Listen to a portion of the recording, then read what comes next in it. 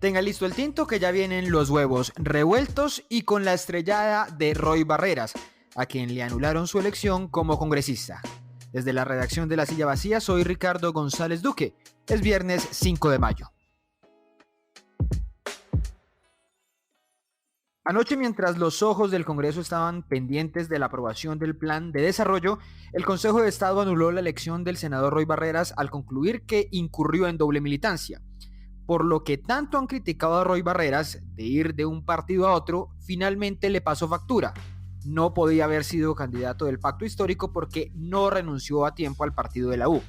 Este es un golpe para Barreras, que es el presidente del Senado y tiene aspiraciones presidenciales, aunque él ya había dicho que por su cáncer estaba próximo a retirarse, pero no de la política, solamente del Senado.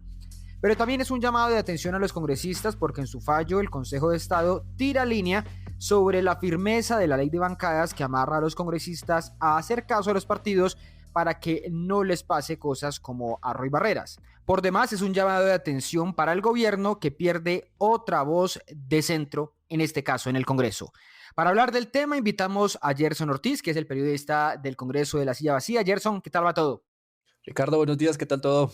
Pues bien, aquí sorprendidos con este bombazo político. Roy ya había pasado por el Partido Liberal, por el Nuevo Liberalismo, por Cambio Radical, la U y después aterrizó en el Pacto Histórico.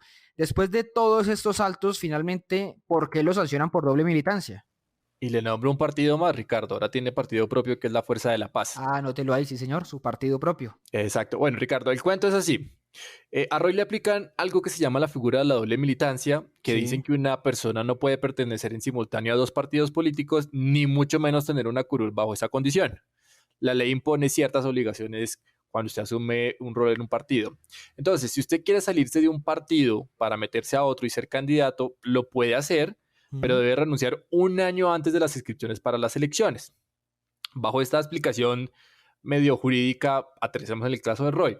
Sí. Lo de Roy aterriza así. Él fue elegido senador para el periodo 2018-2022 por el partido de la U y de 2022 al 2026 por el Partido Histórico. Es decir, no pasó un año entre una elección y la otra. Ajá. Barrera siempre se defendió diciendo que él no tenía que haber renunciado para cambiarse de partido porque a él el partido de la U lo expulsó. Mejor dicho, lo echó. Y que no Sí. hay una norma que diga que a los expulsados les deben aplicar la doble militancia. Mm. Y efectivamente, pues a Barrera lo echaron de la U en octubre de 2020 más o menos, y pasó porque en ese momento la U era partido de gobierno en la presidencia de Iván Duque, y tanto Roy Barreras como Armando Benedetti pues se apartaron de la gran mayoría de decisiones de la bancada de la U, Me acuerdo. y exacto, y lo manifestaban ante los medios y votaban en contra, y ante eso el partido de la U le abrió un proceso interno que terminó con la expulsión de Roy y de Benedetti. Pero Roy siguió en el Senado. Ese periodo terminó todo el cuatrenio y luego en noviembre del 2021 pues se inscribió como candidato al Senado por el ADA, uno de los partidos del Pacto Histórico.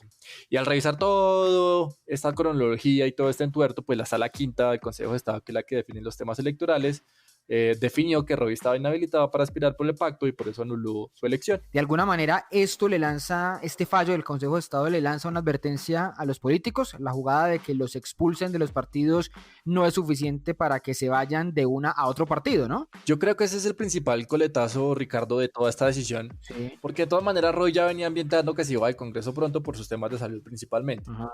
Lo que dice el fallo del Consejo de Estado, lo que recuerda el fallo del Consejo de Estado es que las reglas de los partidos están por encima. Entonces pone presente que al hacer parte de un partido, un congresista en este caso, se debe ajustar a las reglas de las bancadas. Es decir, deben actuar colectivamente de acuerdo a las decisiones que se tomen en el interior.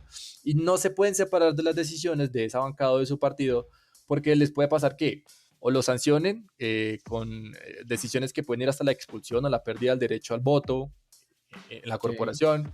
Y si deciden presentarse a la siguiente elección por otro partido, pues no les dan el aval y entonces tienen que renunciar a la curul a menos de 12 meses o un año, mejor dicho, del periodo de inscripciones. ¿Por qué importa recordar todo esto, Ricardo, en este contexto en el que estamos? Sí. Porque en el actual Congreso los partidos están reventando entre los que quieren apoyar al gobierno y no están de acuerdo con las decisiones de los partidos. O sea que este fallo termina siendo de alguna manera una advertencia a los congresistas de otros partidos que vayan a votar, por ejemplo, la reforma a la salud a su antojo. Claro, mire, como pasa con los conservadores y la U por ahora, si las bancadas internamente se mantienen en votar no, los congresistas quedan amarrados a hacer caso, así no les Claro. guste la decisión.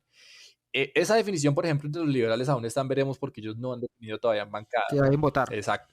Entonces, en este caso de los conservadores y la U, si un congresista se decide apartar de lo que defina la bancada y va y vota diferente, pues se expone a que luego no le den el aval y lo dejen por fuera de las próximas elecciones. Y no basta con que lo expulsen ya, tiene que renunciar a su curul para buscar el aval en otro partido y eso pues tiene un costo político muy alto. Gerson, escuchando toda esta explicación se me viene a la cabeza que básicamente todo esto lo quería evitar la fallida reforma política que justamente estaba liderando Roy, ¿no? Sí, fíjese que esa reforma tenía un artículo que dentro del Congreso tenía el nombre de Roy Barreras y era una manera de zafarse de todo este chicharrón. Ese Ajá. era un artículo que le permitía a los congresistas poder ser ministros o embajadores con solo renunciar o salir de Congreso como en este caso. El artículo en cuestión buscaba tumbar una inhabilidad de 1 año que actualmente tienen los congresistas para dar ese salto. Recuerde usted que el año pasado Roy ya hablaba de eso, ¿no? De salir del Congreso, de pensarse en una embajada por allá en Portugal. De pronto era que ya se Sí. la solía, pero pues como esa reforma se cayó, esa transición de Roy a gobierno se demora mínimo otro añito. Bueno, y hablemos ahora del futuro de Roy. Obviamente esto no significa su retiro de la política, si es que definitivamente se va del Senado, faltan todos esos recursos.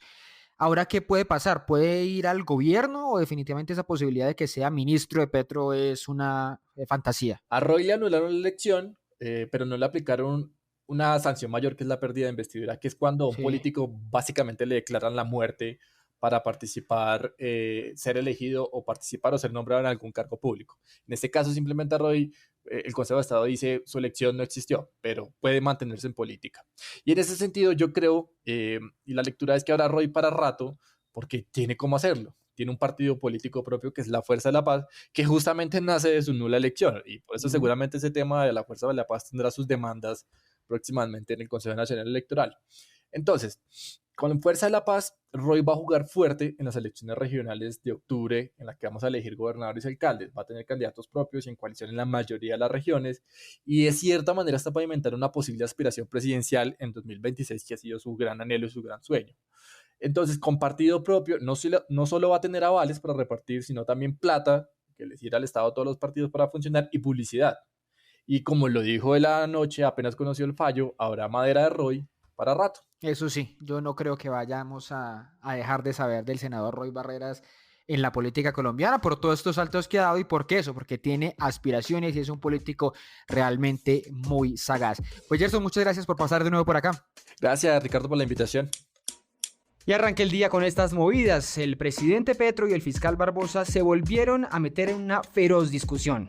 Barbosa hizo responsable a Petro de lo que le pueda pasar al fiscal Daniel Hernández, señalado de encubrir a jefes del Clan del Golfo en una publicación de la que el presidente hizo eco. La coalición de gobierno se reporta con vida. En la Cámara salvaron de la moción de censura al ministro de Defensa Iván Velázquez con una arrolladora votación de 115 votos en contra frente a 17 a favor. Y aparecieron en Cartagena del Chairá, Caquetá, pendones invitando a sumarse a las disidencias de las FARC. Además, el alcalde de ese municipio, Edilberto Molina, le envió un mensaje al presidente Petro en el que denuncia que lo tienen amenazado de muerte. Todas las movidas de poder ya están al aire en lasillavacía.com, en nuestras redes y en el en vivo. Y por acá cada mañana reciba su desayuno político favorito. Y quédese en nuestra ñapa semanal contra la desinformación, Huevos Revueltos con Mentiras, disponible en el canal de Huevos Revueltos. Soy Ricardo González Duque. Feliz fin de semana.